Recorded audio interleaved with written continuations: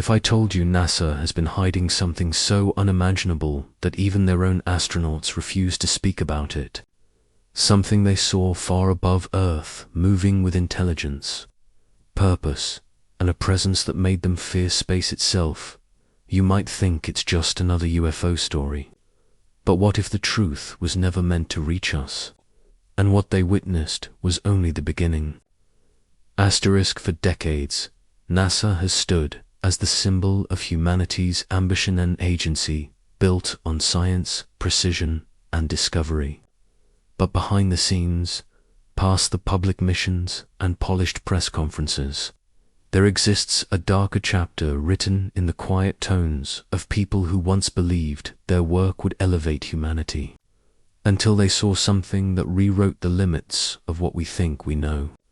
And this story begins not with a rocket launch, but with a man who vanished from public life after returning from a mission he was never supposed to talk about. In the summer of 1998, Commander Elias Warren ended his final NASA mission abruptly, walking away from a decorated career with a silence that terrified the people who knew him. He simply retired, refused all interviews, and disappeared into a small cabin in northern Wyoming. His friends believed something had broken inside him, something he had seen while orbiting Earth for 11 days on a classified NASA observation test flight. For years, rumors circulated inside the agency, whispered between technicians and engineers who kept long nights in mission control.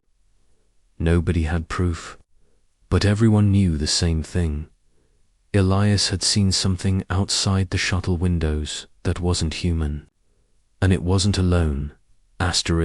25 years later. Elias's story resurfaced when a young astrophysics graduate named Daniel Briggs received a mysterious package. No return address, no sender name. Inside was a single reel of magnetic tape, the old kind used in Apollo-era mission logs. The label on the tape had just 3 words, written in shaky handwriting: "For the truth." Beside it was a page torn from a notebook with coordinates, scribbled across it coordinates that pointed directly to the wilderness behind Elias's Wyoming cabin. Daniel, who had grown up idolizing the astronauts' early missions, instantly knew the significance. And when he realized that the tape format had been discontinued decades earlier, he understood that whatever was on it had been deliberately hidden. Daniel's curiosity was overwhelming, but he didn't have the equipment to play the tape. Only one place still had the machines capable of reading it: an old NASA storage archive in Houston that guarded thousands of reels from the early space age. Getting access wouldn't be easy, but Daniel had something others didn't: a professor who once served as Elias's mission analyst and still had clearance. The professor agreed to help, reluctantly. "If this tape is what I think it is," he warned, "you need to be prepared." Elias didn't retire because he was tired. He retired because he was afraid. Late one evening, inside a dim back room of the NASA data vault, they loaded the tape. The machine buzzed, clicked, and then the speakers crackled with a faint voice: "Commander Elias Warren." His breathing was rapid. He sounded younger, tense, and on the edge of disbelief. "Mission control. We're seeing lights, not reflections. These are structured. They're moving in formation. 3 objects, equidistant, adjusting speed with us. Repeat, they're matching our velocity." Daniel's professor went pale. Daniel felt his heartbeat hammer in his chest. The recording continued. Elias whispered, "They're rotating." "No, they're scanning us. I can see panels shifting, surfaces reacting to light. These aren't natural. They're aware of us." Suddenly, the tape cut to static violent. chaotic static that made the speakers distort. Then a final whisper emerged. "This is beyond NASA. Tell no one." The tape ended. Daniel stared at his professor, expecting answers, but the man only shook his head in defeat. "This recording comes from the night of day 6 of the mission," he said quietly. "There was a telemetry blackout. NASA blamed solar interference, but we always suspected something wasn't right." Daniel didn't sleep that night. The voice on the tape replayed in his mind, looping endlessly. Elias had seen structured objects machines with intention, and if the objects matched velocity, they were controlling their motion with precision. Earth didn't have that technology in 1998. Most believe we still don't. But the tape was only the beginning. 2 days later, Daniel drove to Wyoming. He followed the coordinates from the note until the forest swallowed his car. When he finally reached Ilias's cabin, it looked abandoned. Dust caked the windows, the porch creaked under his weight, and the door stood slightly open as if someone had left in a hurry. Inside, the rooms were strangely untouched. A half-finished cup of coffee sat on a table. Books lay open, and the walls, every wall, were covered in pinned photographs of space, orbital diagrams, and sketches of unfamiliar shapes with annotations in Elias's handwriting. The drawings resembled the 3 craft described on the tape: ovals with geometric seams, sharp edges that curved into smooth surfaces, and lights arranged not randomly but in a purposeful pattern, triangular, symmetrical. Daniel found Ilias's journal on the floor, pages torn, the spine cracked. The first entry was calm, detailing the launch and routine operations. But halfway through the journal, the tone changed drastically. "We weren't alone," Elias wrote. "Something followed us from the moment we reached orbit. At first, we thought it was debris, until it changed direction. It approached us slowly, matching our altitude, then stopped just outside the starboard window. It studied us. I felt it. Not like being watched by another person, this was deeper, as if something was examining us with an intelligence we can't measure." Daniel turned pages faster, his hands trembling. Elias described waking up in the middle of the mission to find his crewmate floating rigid in his sleeping restraints, eyes open, staring toward the windows. He wasn't asleep. He wasn't conscious.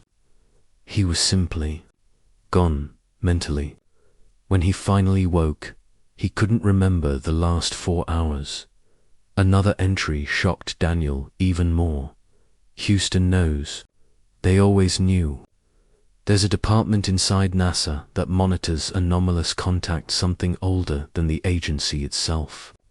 They intercept transmissions, sensor footage, rewrite telemetry reports. They tried to keep us calm, but they were terrified too. When the objects surrounded us on day 6, Houston stopped answering. Someone else took control of the channel. A voice we'd never heard before. No ID number, no call sign, just a command: maintain silence. Do not provoke them." Daniel sat back, breathless. If Elias wasn't lying, this was an internal group operating beyond public oversight. But the final entries were the most disturbing. Elias described a moment during re-entry. As the shuttle began its descent, one of the objects dropped altitude with them. It moved effortlessly through the atmosphere, unaffected by friction or heat. It stayed beside them until the clouds swallowed it. The object wasn't observing the shuttle, Elias wrote. It was observing us. The final line read, "They aren't visitors. They're custodians, Asterisk Daniel didn't understand what that meant. Custodians of what? Humanity. Earth. Space. Before he could process it, he heard footsteps outside the cabin. Two men in dark suits pushed through the door. They weren't police. They didn't announce who they were. They simply ordered Daniel to hand over everything: journals, tape, photos. When Daniel refused, one of the men calmly said, "This information is classified under National Security Directive 14B. It was never meant for the public." Commander Warren violated protocol by leaving it behind. We won't allow that mistake twice. Asterisk Daniel felt a cold fear grip his spine. These men knew his name. They knew he had the tape. They knew why he was there. And they made it clear. He didn't have a choice. Asterisk, they left with everything. Asterisk, Daniel was warned not to speak of it again. Asterisk, but fear didn't stop his curiosity. He realized something important. The men demanded every object except one, the first note with coordinates. That meant the note wasn't from them. Someone else sent it. Someone who wanted him to uncover the truth. Asterisk back home. Daniel began searching for former NASA personnel, people who worked on telemetry during Elias's mission. Most refused to talk.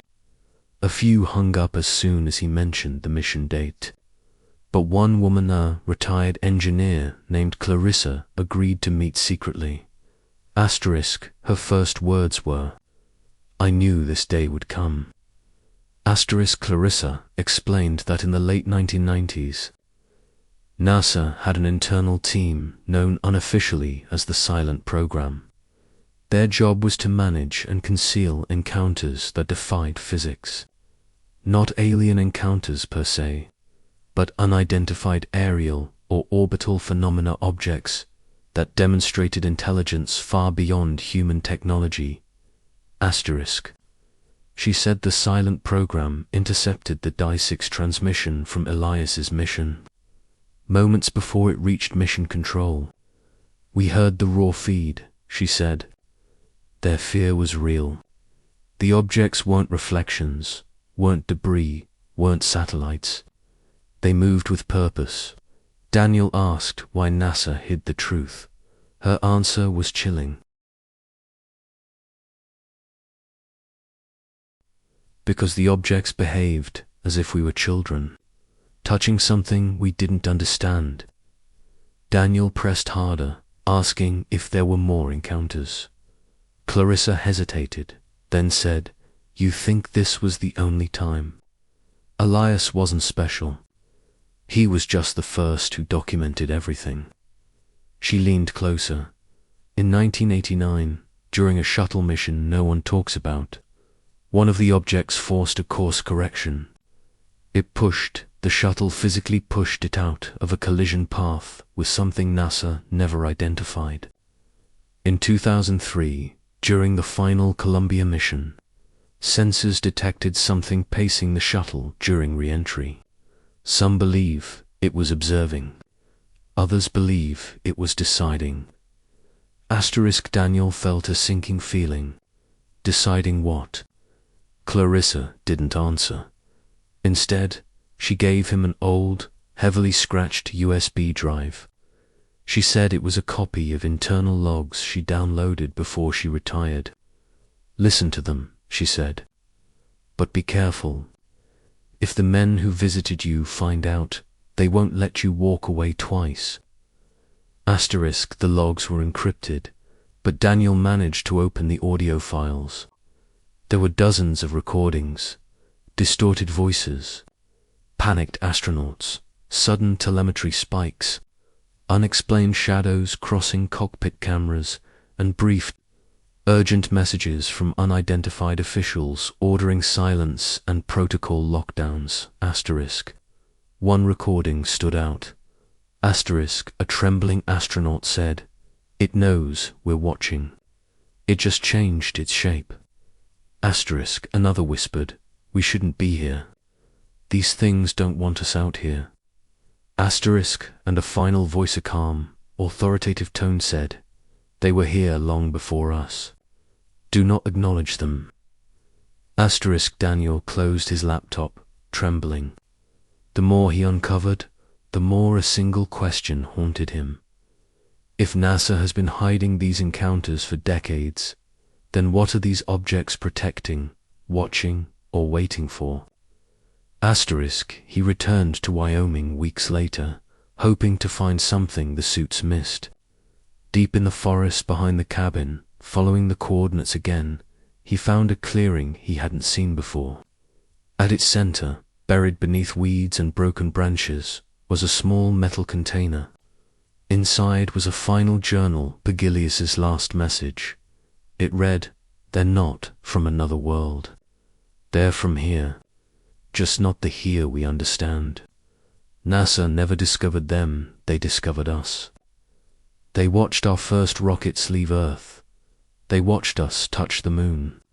And they follow us because we crossed into their territory without knowing it. Space isn't empty. It's owned." The message ended abruptly, as if Elias was interrupted. Daniel folded the page slowly, realizing the truth wasn't just hidden, it was being guarded. Every astronaut who saw something was silenced. Every recording was buried. Every witness was tracked. And whatever these objects, were machines, entities, custodians, they weren't revealing themselves openly. They didn't need to.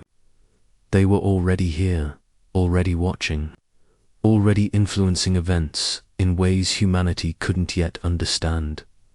Asterisk, back home, Daniel tried contacting Clarissa again. She never responded.